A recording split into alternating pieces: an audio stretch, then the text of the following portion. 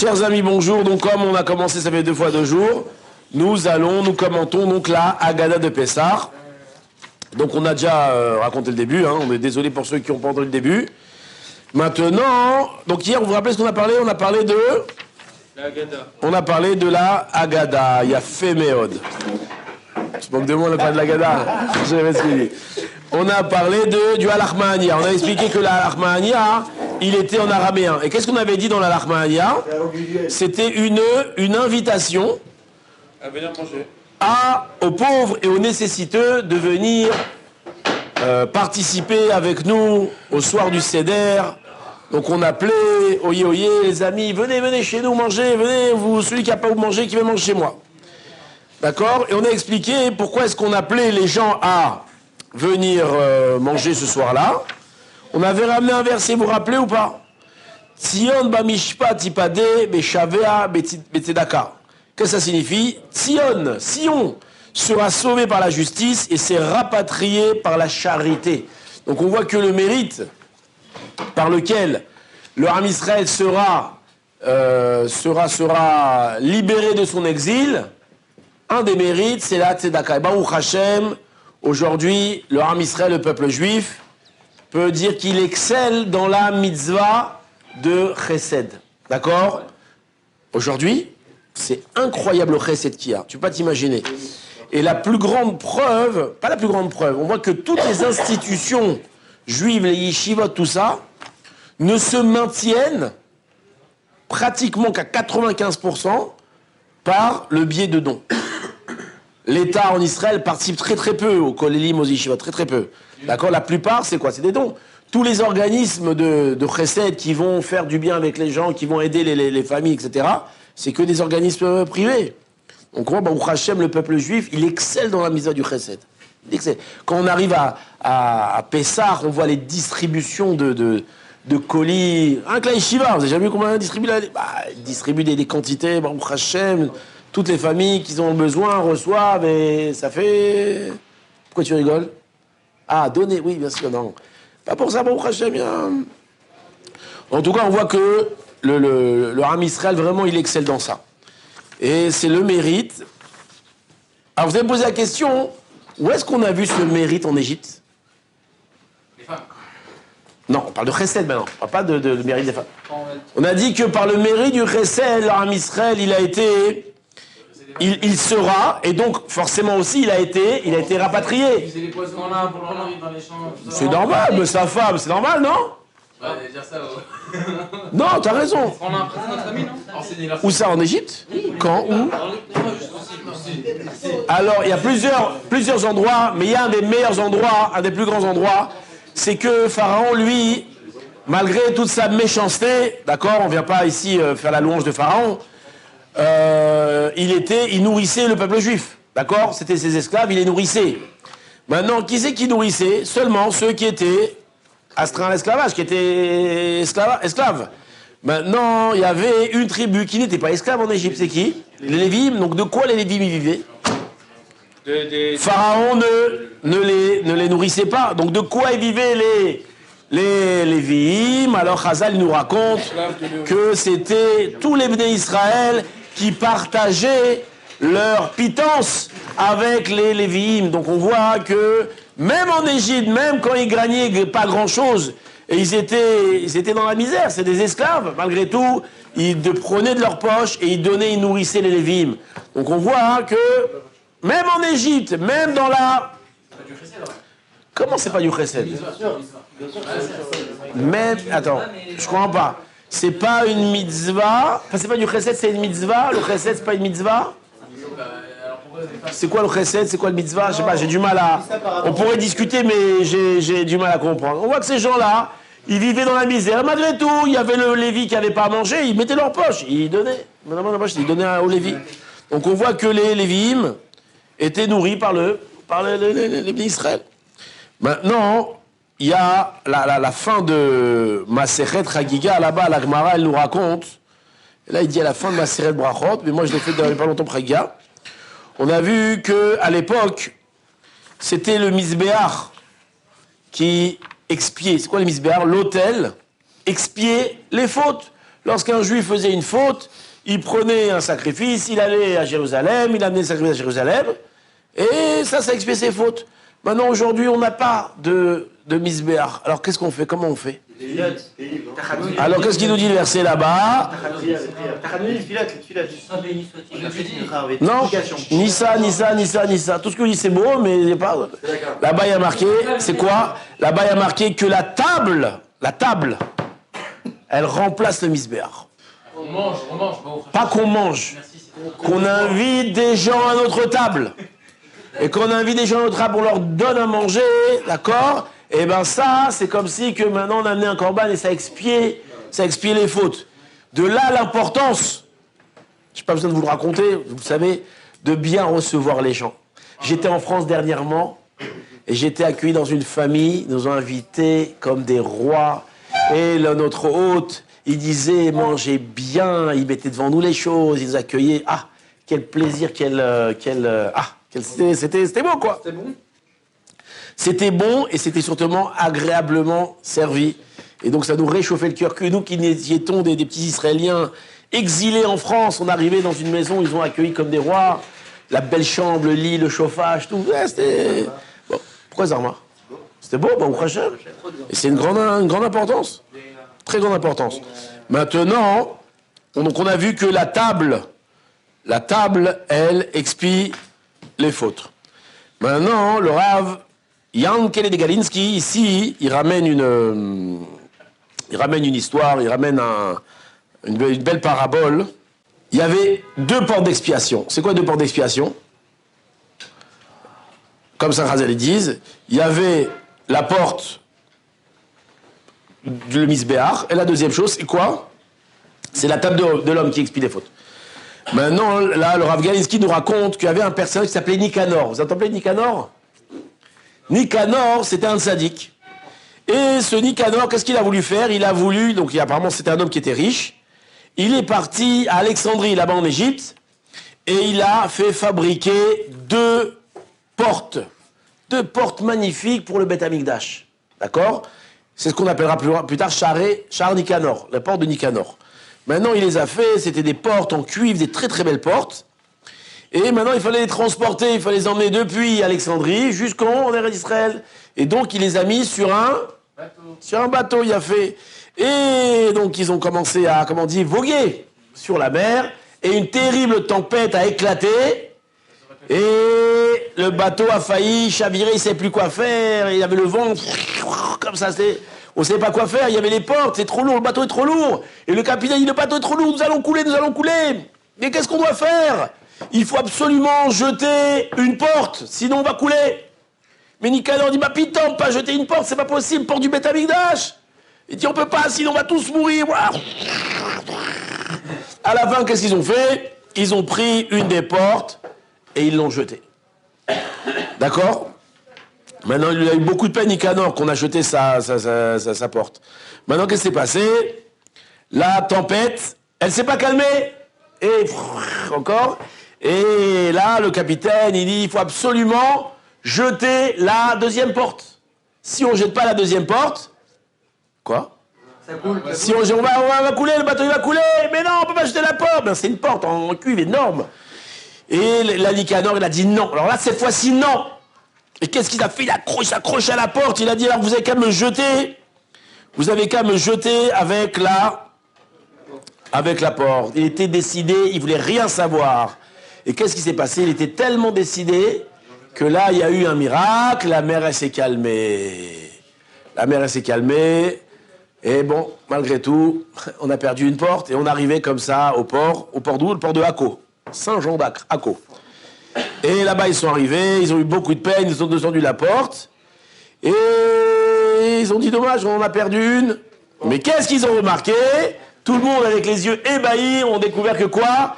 Que la deuxième porte, en réalité, n'avait pas coulé. Elle avait suivi le bateau. Et comme ça, elle a été sauvée de façon miraculeuse. T'as qu'à faire la tête que tu veux, d'accord? Nous, on n'a pas peur des miracles. On sait que le bon Dieu, il dirige le monde. Donc, ça, c'est vraiment le petit miracle de rien du tout. Ça, c'est un truc... C'est où, quoi?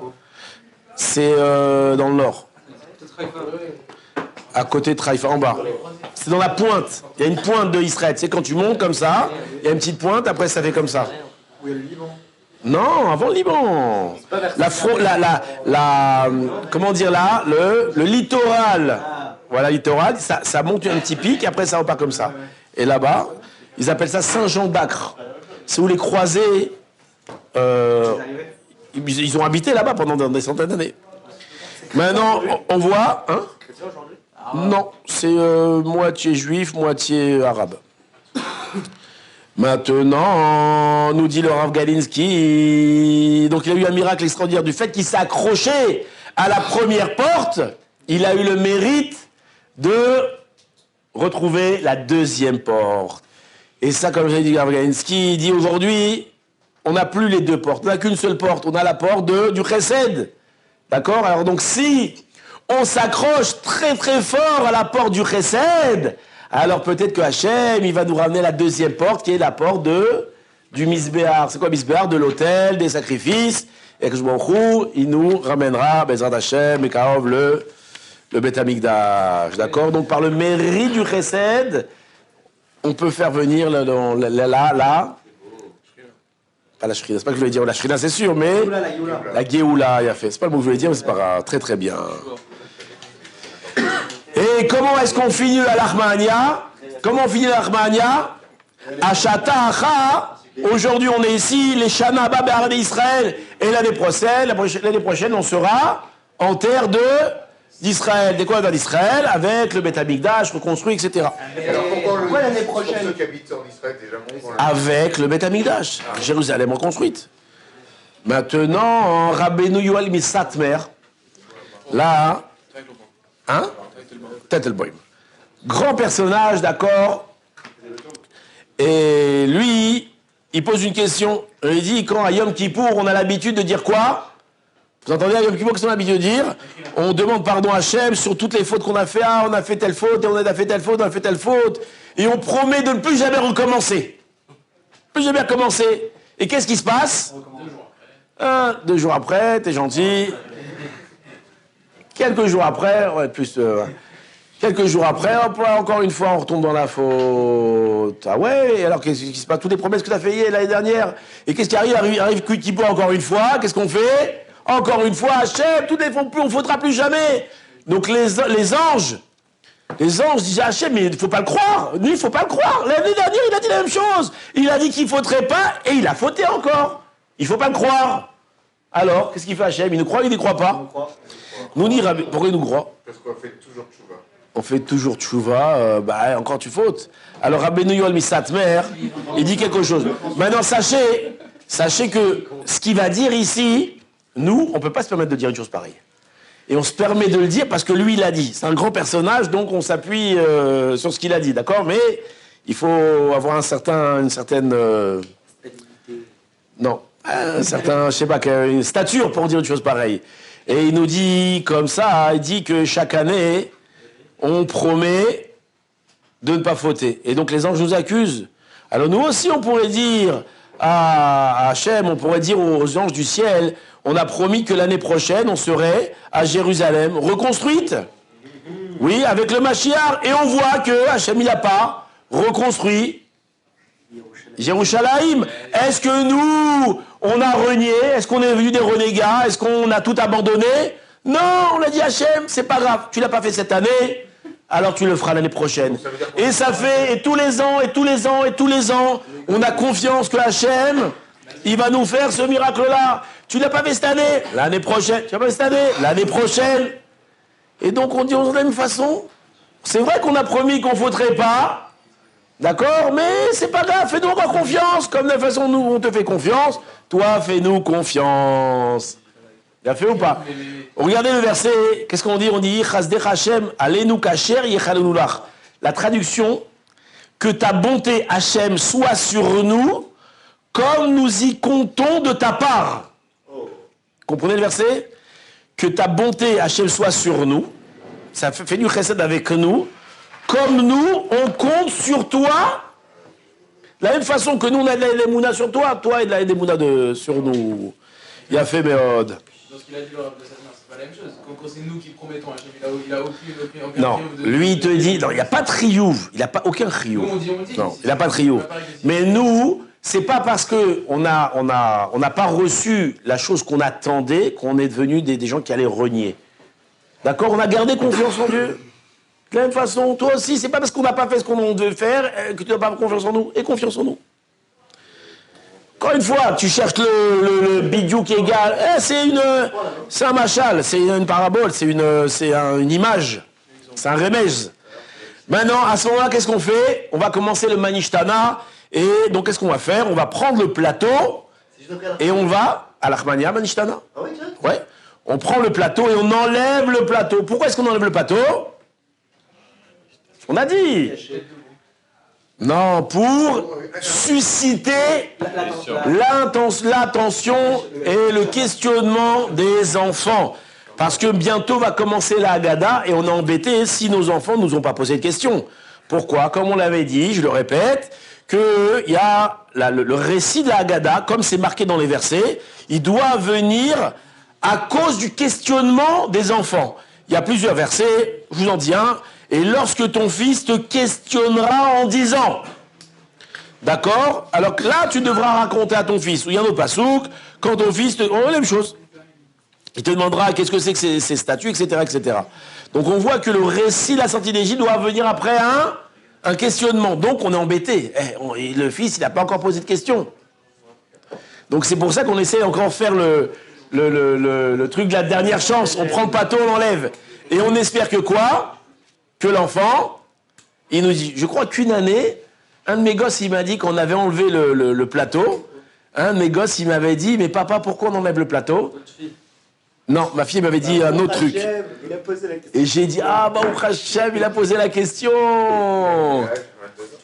Il avait 22 ans, non, il était... Je t'ai dit, ma fille, l'année dernière, elle m'a dit, Lama, pourquoi? J'ai dit, oh, pourquoi? Qu'est-ce que j'étais heureux. Hein? Alors, en réalité, le simple fait qu'ils disent pourquoi, c'est suffisant pour... Non, pas pour répondre, pour enclencher la Haggadah. Tu veux savoir pourquoi j'enlève le plateau? Je vais te le raconter. Et là, tu lui racontes toute la Haggadah. D'accord? Maintenant, on avait dit plus que ça. Alors, nous, on est superstitieux, on ne le fait pas. Vous vous rappelez ce qu'on avait dit? On ne le fait pas. Mais si ton fils ou ta fille te pose une question, tu peux sauter le Manishtana. D'accord? Pourquoi? Pas besoin.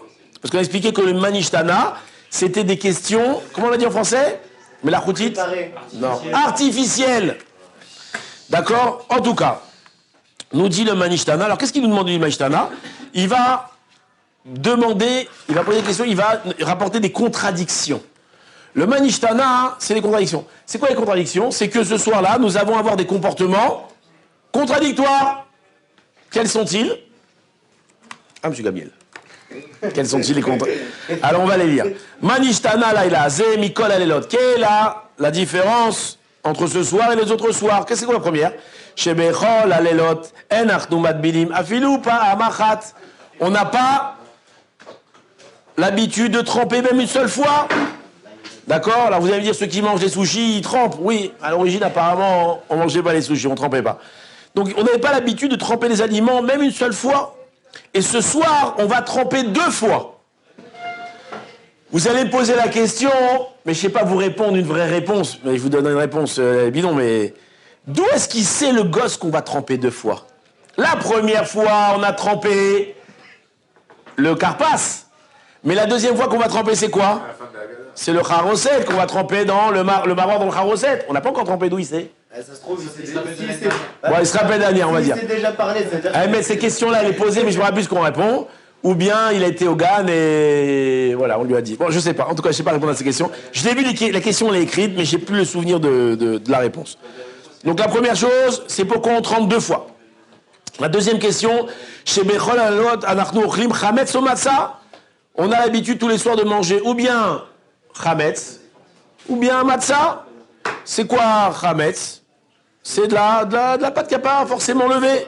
Matzah, c'est quoi?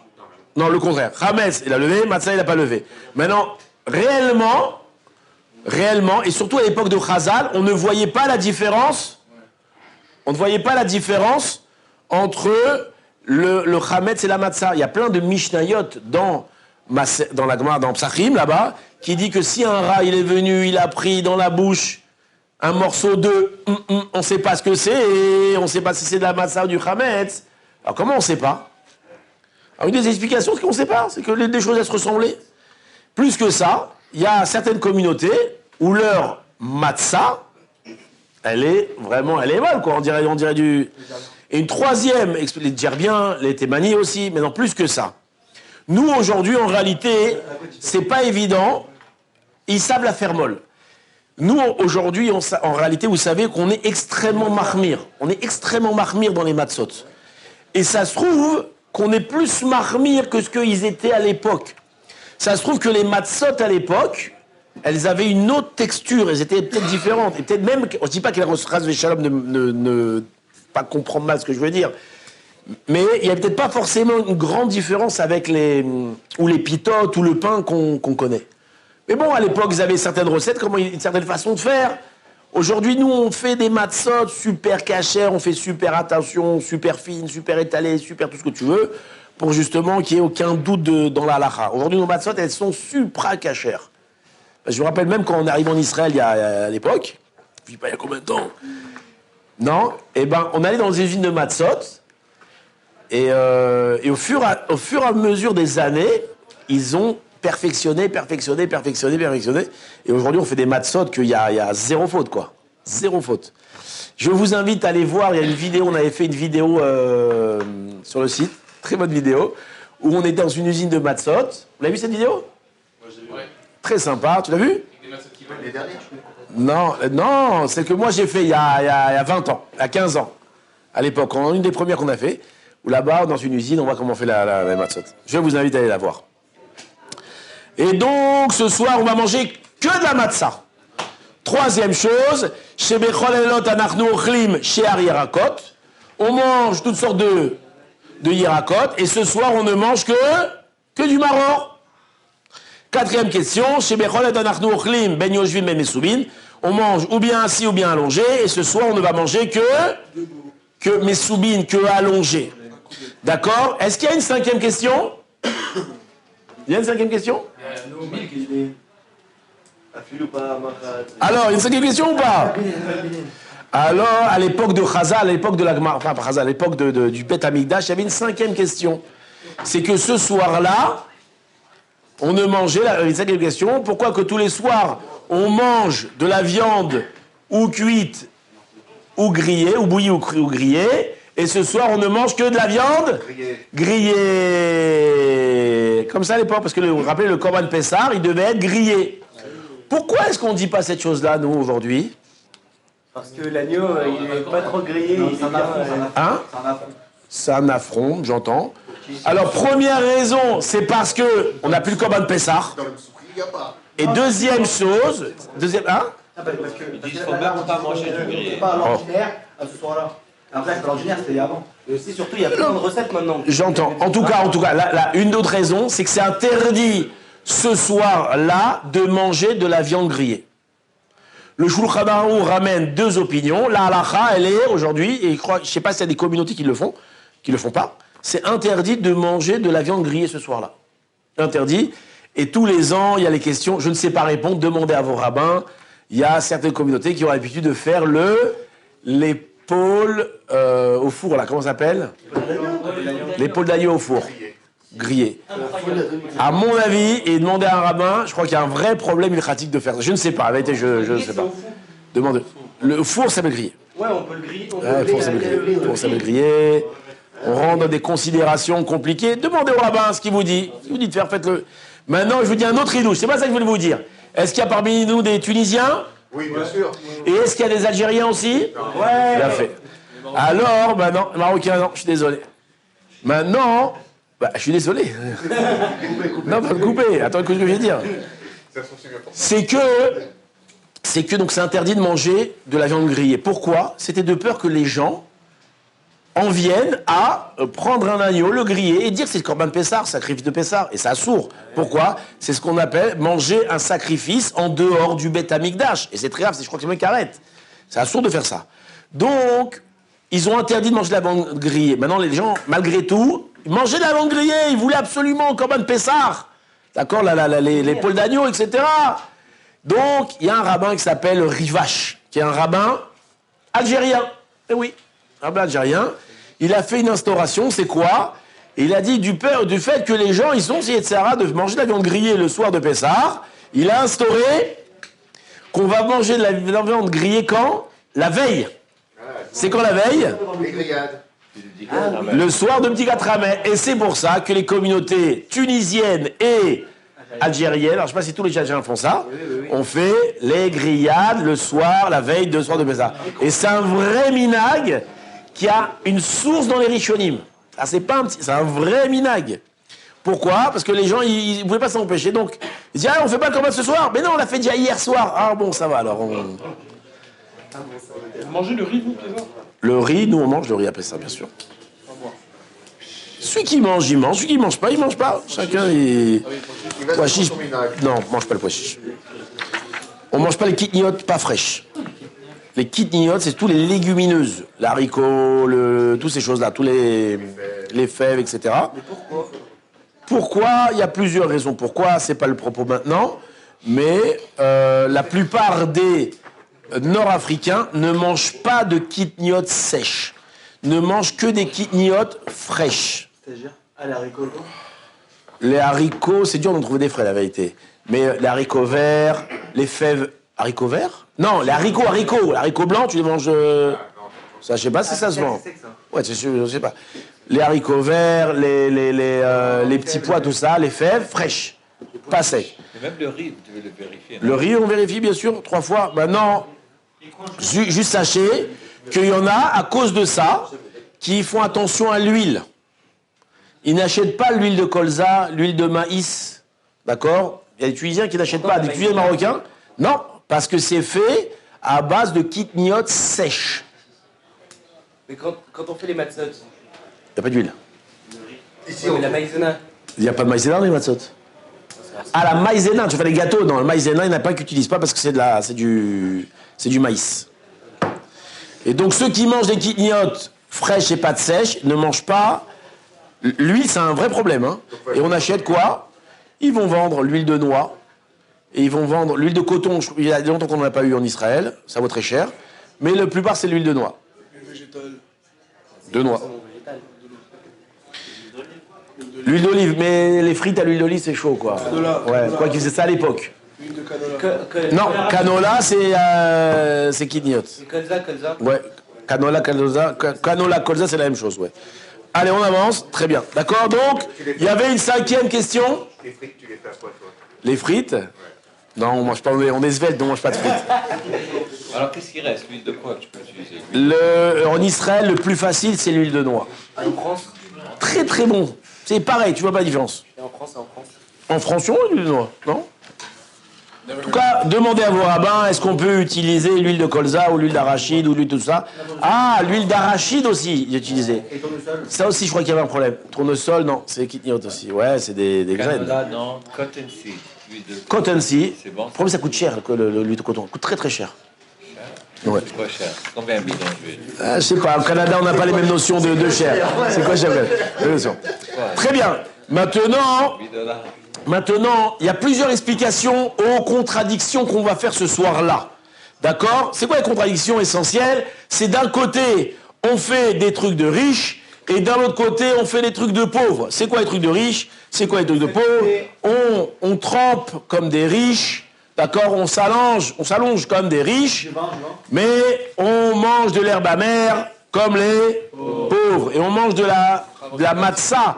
À l'origine, la matzah, c'est les rémoni, c'est un pain de pauvre. Donc le gosse, lorsqu'on fait on amène tout ça à table, le gosse, il comprend pas. Papa, on est des riches ou on est des pauvres? On est quoi? Et cette contradiction-là, alors ça éveille son attention. Et ça, et son questionnement, d'accord? Maintenant, la question qu'on pose, C'est Bémet, pourquoi on fait comme ça? Pourquoi ce soir-là, on a un comportement contradictoire? On est quoi? On est des hommes libres ou on est des esclaves? Qu'est-ce qu'on est? On est des hommes Non, libres qui se c'est rare. souvenons. On est des hommes libres ou on est des esclaves? Esclave devenu libre. Ah, t'es trop religieux, toi. Esclave devenu libre. Esclave. On est quoi ce soir? Des esclaves ou des hommes libres? Les deux. Non, on est des esclaves. On est des hommes libres, alors on veut faire que des trucs d'hommes libres. On demande d'être libre et Mais on est libre, excuse-moi. On a encore Non, bien et Jérusalem, c'est une autre histoire. Mais le soir du Seder, on est des hommes libres. Alors en réalité, ce que vous avez dit, c'est vrai, c'est qu'on est des hommes libres qu'avons été esclaves. Et le fait d'avoir vécu l'esclavage, déjà, ça te donne un autre goût à la liberté. Et plus que ça, ça te donne conscience de d'où tu es, qui tu es. Et on raconte une histoire. Vous entendez l'histoire ou pas? En Pologne, ils avaient l'habitude de faire une tombola. Une grande tombola. Mais le problème, c'est que le ticket de tombola, il valait cher. C'est ce que c'est une tombola? Une tombola. Le billet, il valait cher. Et des gens, ils devaient économiser beaucoup d'argent, des fois, pour acheter un ticket de tombola. Et dans toute la Pologne, il y avait des vendeurs de ce ticket-là.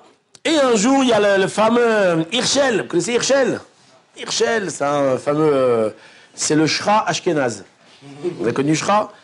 Hirschel, un jour, c'était un pauvre malheureux, un pauvre clochard. Il a économisé, et il s'est acheté un ticket de tombola. Il s'est acheté un ticket de tombola.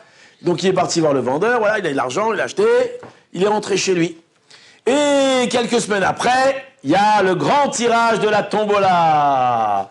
Et donc, les numéros sont divulgués dans toute la Pologne. Et notre fameux vendeur de... Tu répètes l'histoire après. Non, parce que vous voyez pas, mais ils sont en train de discuter les deux. Le fameux vendeur, il ouvre le journal pour regarder les numéros. Peut-être que c'est un de ses clients qui a gagné. Il regarde. Oh, gros lot, 1 million de roubles, qui c'est? Hirschelet, ouais, le clochard, il a gagné 1 million de roubles. Oh là là, incroyable. Il faut que j'aille lui dire. Quelle heure il est? 2h du matin. Ah non, ça se fait pas. Non, 1 million d'euros. Vous voulez qu'on vous réveille pour 1 million d'euros à 2h du matin ou pas? Ouais. D'accord.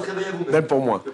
Et qu'est-ce qu'il fait? Donc il va comme ça, il arrive à la porte d'Hirschel, il tape à la porte, tac, fort, Hirschel, il crie.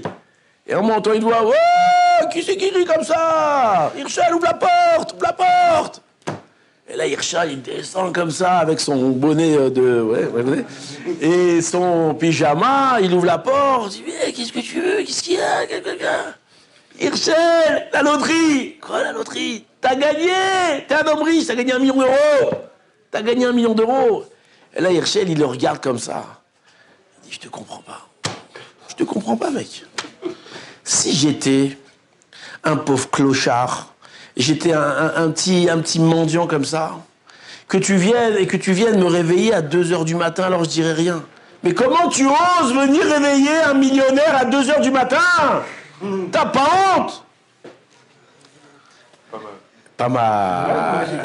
C'est une blague, si tu veux, c'est pas une blague. En tout cas, pour nous dire de pas être comme ça. C'est pas parce que t'es devenu riche que ça y est, t'as oublié d'où tu viens. Il y a une histoire, je crois qu'elle est vraie, paraît-il, il y a même des vidéos sur ça, qu'ils ont fait une blague à un bonhomme, ils lui ont fait croire qu'il avait gagné au loto, vous avez entendu ça? Ah non, c'est C'est pas où j'ai gratté? Je sais pas à quoi. Et le bonhomme, quand il a cru qu'il allait gagner, il a commencé à insulter sa belle-mère, il a appelé son patron, il a dit des trucs, il a crié sur sa femme, il a crié machin. Genre, ça y est, je suis riche, je suis un... Pas une vraie histoire. C'est où j'ai gratté. Ils ont fait des faux. Et à la fin, 500 000 euros, elle a gagné. ils l'ont fait croire. Ouais, Il a appelé son patron, il a crié de les renvoyer. j'ai vu la vidéo, ouais. Aïe, mon Dieu. C'est une vraie vidéo, alors, c'est vraiment ça? C'était très connu à un moment. Aïe, mon Dieu. Ils vendaient des faux jeux à gratter. Terrible. J'ai venu où? En tout cas, vous vous rendez compte, le bonhomme, à peine il est devenu riche, il croit qu'il est devenu riche, ça y est, il est devenu un démon. Et au contraire, c'est que maintenant que tu es riche, d'accord, n'oublie pas d'où tu viens. Et c'est ça qui va te faire apprécier. C'est pas la raison ici, c'est pas la raison pour ça. Mais c'est ça la démarche qu'on veut ici. C'est vrai que nous sommes des hommes libres, mais on sait d'où on vient. On sait d'où on vient. Et Stam, c'est peut-être aussi dans nos gènes, pourquoi que le peuple juif, c'est un peuple de chesed. C'est un peuple qui aime faire le bien autour de lui. Pas forcément envers les juifs, même envers les non-juifs. Il y a eu le tremblement de terre qu'il y a eu. Il y a eu le tremblement de terre qu'il y a eu. Oui ou non? Regarde les Israéliens, Baruch Hashem, ils ont sauvé des gens, ils ont fait un hôpital, ils ont fait plus que tout le monde. Plus que tout le monde. Pourquoi? Parce que nous, c'est dans nos gènes. Nous, on aime faire le bien aux autres. On sait d'où on vient et on sait qu'on était des gens dans la douleur et malgré tout, on n'oublie pas les autres.